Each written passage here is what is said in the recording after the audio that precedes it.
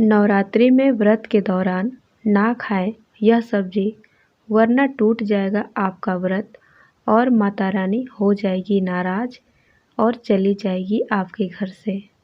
इस साल 2023 में शारदीय नवरात्र 15 अक्टूबर से शुरू हो रहा है। शारदीय नवरात्र पर इस बार माता रानी हाथी पर सवार होकर आ रही है। माना जाता है कि हाथी पर सवार होकर आना शुभ होता है और यह आने वाले साल में खूब सारी खुशियाँ और सुख समृद्धि लाती है। नवरात्रि पर लोग माता को खुश करने के लिए पूरी कोशिश में लगे हुए रहते हैं।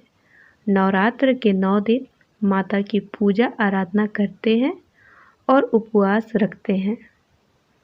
हिंदू धर्म में नवरात्र के 9 दिनों को बहुत महत्वपूर्ण माना गया है। ये 9 दिन साधना और अपनी सोई हुई शक्ति को जगाने का समय माना जाता है। पुराणों में भी माँ दुर्गा को शक्ति की देवी कहा गया है। धार्मिक मान्यताओं के मुताबिक नवरात्रि में कुछ चीज़ों को खाने से मनाही की गई है। आइए जानते हैं उनके बारे में। नंबर 1, बासी खाना। गीता में बासी भोजन को तामसिक और रोगवर्धक बताया गया है। ऐसे भोजन को अपवित्र की श्रेणी में रखा गया है, इसलिए बासी और जला हुआ भोजन व्रत के दौरान नहीं खाना चाहिए। नंबर 2, मूली। ज्योतिष शास्त्र में मूली का संबंध राहु से बताया गया है।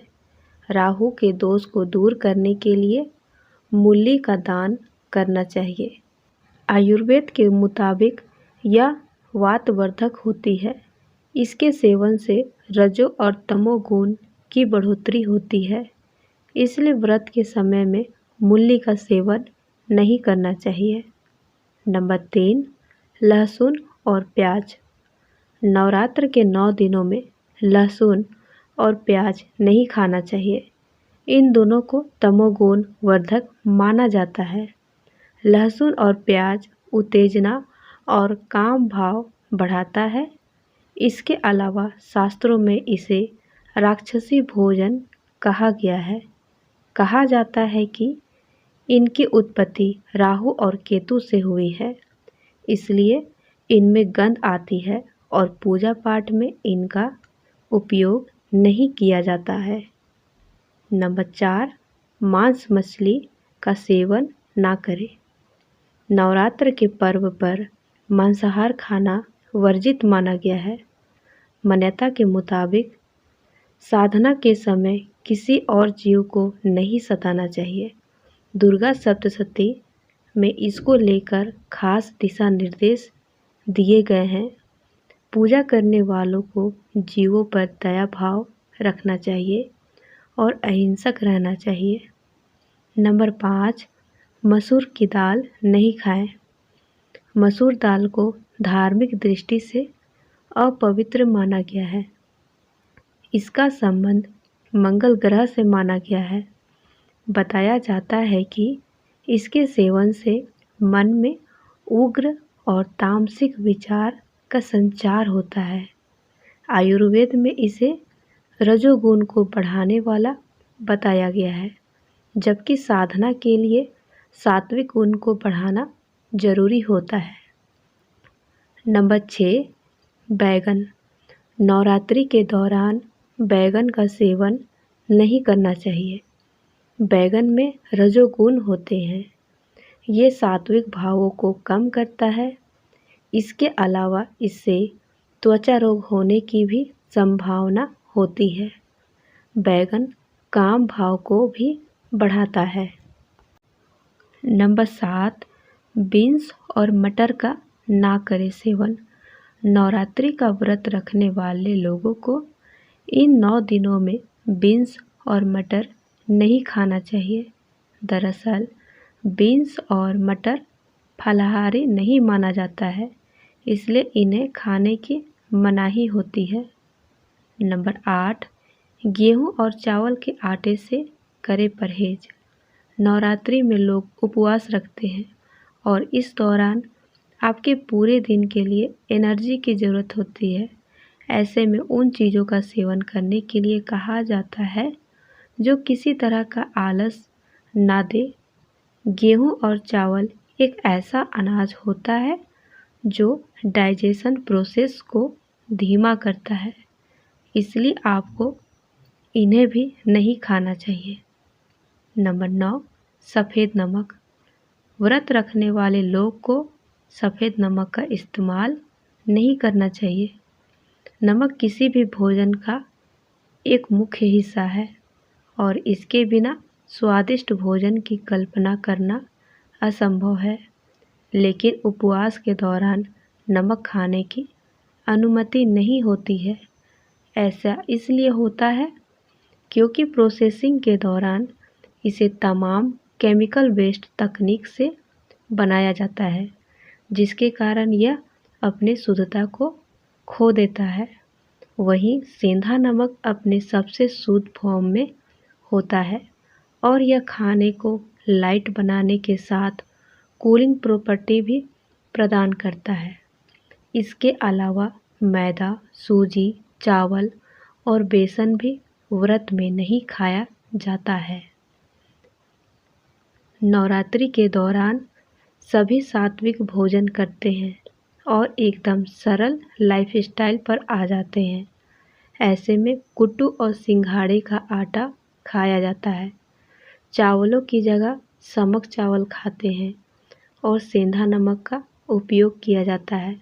इसके अलावा आप आलू, कद्दू, कच्चा केला, कच्चा पपीता, लौकी, टमाटर, नींबू, खीरा, गाजर, सभी तरह के फल, साबूदाना खा सकते हैं।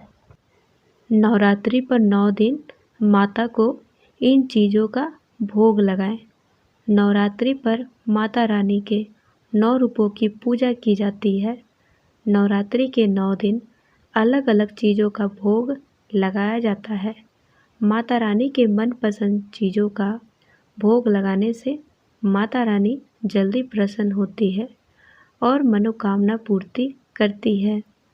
अगर आप सच्ची श्रद्धा से माता रानी की पूजा अर्चना करते हैं तो माता रानी आपकी मुराद ज़रूर पूरी करती है और मन चाहे इच्छा का वरदान की प्राप्ति होती है। नंबर 1, माँ शैलपुत्री।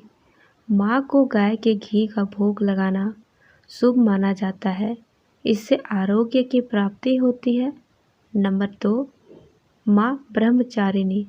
नवरात्र के दूसरे दिन माँ ब्रह्मचारिणी की पूजा की जाती है।